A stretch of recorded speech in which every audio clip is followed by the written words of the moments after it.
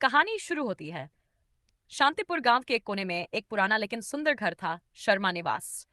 उस घर में रहते थे रामलाल शर्मा, पूर्व स्कूल मास्टर, थोड़ा गुस्सैल, शांता देवी, बात बात पर टोका टाकी करने वाली, शांत, नौकरी पेशा, नीतू, विवेक की पत्नी, यानी हमारी कहानी की नायिका, पिंकी, फैशन की दीवानी, बबलू, मोबाइल में घुसे रहने वाला लड़का, चीकू और मीठी, बम्बी के बच्चे, शरारती लेकिन प्यारे, मोहल्ले वाले, बुआजी, टिंकू हलवाई, सरला मौसी और इंस्पेक्टर चौबे। शर्मा निवास में सुबह सुबह गर्मा गर्म चाय के साथ चुगली का सिलसिला चल रहा था। नीतू को देखो जरा, दिन भर मोबाइल में रेसिपी देखती रहती है। बहुएं अब आटा नहीं गूंथती, ऐप डाउनलोड करती हैं। और कुछ भी कहो, रोटियां गोल नहीं बनती। चाय की चुस्की लेते हुए, मम्मी जी, कल तो ये मोमोज बना रही थी। मोमोज? हमारे जमाने में तो लिट्टी चोखा बनता था। मम्मी जी, आज आपने मेरे मोमोज नहीं खाए। मोहल्ले में सब बोल रहे थे कि इतने टेस्टी थे। हमारे घर की बहू मोमोज बेचेगी अब, बुआ जी को क्या मुंह दिखाएंगे। कहानी में मोड़ तब आता है जब नीतू गुपचुप मोहल्ले में मोमोज की छोटी सी ठेली लगाती है। नीतू ने एक छोटा सा स्टॉल लगाया। नाम था मॉडर्न बहू के मसालेदार मोमोज। हर शाम स्टॉल के आगे भीड़ लग जाती। सरला मौसी, टिंकू हलवाई, कॉलेज की लड़कियां, बबलू के दोस्त।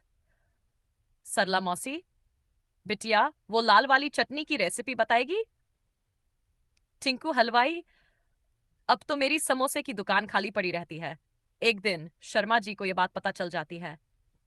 रामलाल, हमारे खानदान की इज्जत मिट्टी में मिला दी। बहू सड़क पर ठेला लगाएगी?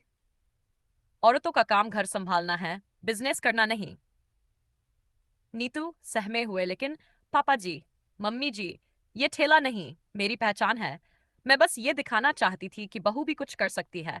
और ये जो कमाई होती है उससे मीठी के लिए किताबें ली, चीकू के जूते और आपके लिए शुगर फ्री बिस्किट।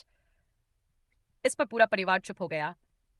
पर नाटक यही खत्म नहीं होता। एक दिन सुबह सुबह शर्मा निवास पर इंस्पेक्टर चौबे आते हैं। चौबे जी, आपका घर कौन सा है जहां मॉडर्न मोमोज मिलते हैं? मेरी बीवी की डिमांड है। और सुना है एमएलए साहब ने भी टेस्ट किए थे। रामलाल शर्मा की आंखें फटी की फटी रह गई। अब घर के अंदर सबका व्यवहार धीरे धीरे बदलने लगा। मोमो स्टॉल का इंस्टाग्राम पेज बनाने लगा। पिंकी स्टॉल पर खड़ी होकर by one get one free का आइडिया देने लगी। शांता देवी चुपचाप चटनी में नमक चखने लगी। ने यहाँ तक कहा, बहू, अगर तंदूरी मोमोज भी बना सको तो स्कूल के रिटायर मास्टरों की मीटिंग में तुमको ही केटरिंग दे दूंगा। नीतू अब अकेली नहीं थी, बल्कि पूरा घर उसका साथ दे रहा था। एक दिन मोहल्ले में मोमोज फेस्टिवल का रोजे आयोजन हुआ। स्टॉल सजाया गया। सबने मोमोज के टी शर्ट पहने। बबलू ने डांस किया। मीठी और चीकू ने मोमो पोएम सुनाई। रामलाल जी ने मंच से कहा, हमारी बहू ने यह सिखाया कि इज्जत घर के दरवाजे से नहीं, काम से बनती है। कहानी के अंत में मॉडर्न बहू के मोमोज एक ब्रांड बन चुका था। टीवी इंटरव्यू में नीतू से पूछा गया, क्या आपने सोचा था कि बहू बनकर मोमोज बेचना आपको स्टार बना देगा? नीतू मुस्कुराई। बहू सिर्फ घर नहीं, दुनिया भी संभाल सकती है। बस स्वाद में दिल होना चाहिए। किसी भी काम को छोटा मत समझो। औरत औरत अगर किचन में खाना बना सकती है तो स्टॉल चलाकर परिवार भी चला सकती है।